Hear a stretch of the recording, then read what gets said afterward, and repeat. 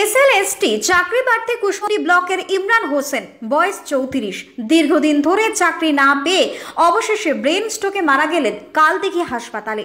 স্থানীয় সূত্রে জানা গিয়েছে, রবিবার বেলা 1টা নাগাদ ব্রেন স্ট্রোক হয় তার। প্রথমে তাকে নিয়ে যাওয়া হয় রশিদপুর হাসপাতালে, পরবর্তীতে কালদিঘি হাসপাতালে নিয়ে গেলে ডাক্তার মৃত বলে ঘোষণা করেন। ছাত্র অবস্থায় এসএফআই এবং পরবর্তীতে ডিওয়াইএফআই এর সঙ্গে যুক্ত হয়ে নেতৃত্ব দিতেন। দক্ষিণ দিনাজপুরের কুশমুন্ডি ব্লকের কালিকামোড়া পঞ্চায়েতের আমিনপুর বাজারপাড়া এলাকায় তার গ্রামের বাড়ি।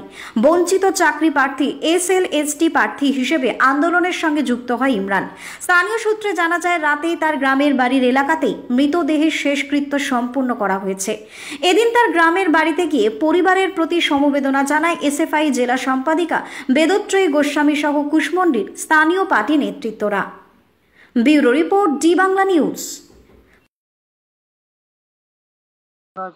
হয়েছিল কি, ওই মোটামুটি বাজার ছেড়ে সেটা কি আজকে মোটামুটি 10টার দিকে, 10টা সাড়ে 10টার দিকে ওর বাবা ও দুজন মিলে বাজার করে নিয়ে বাড়িতে আসলো।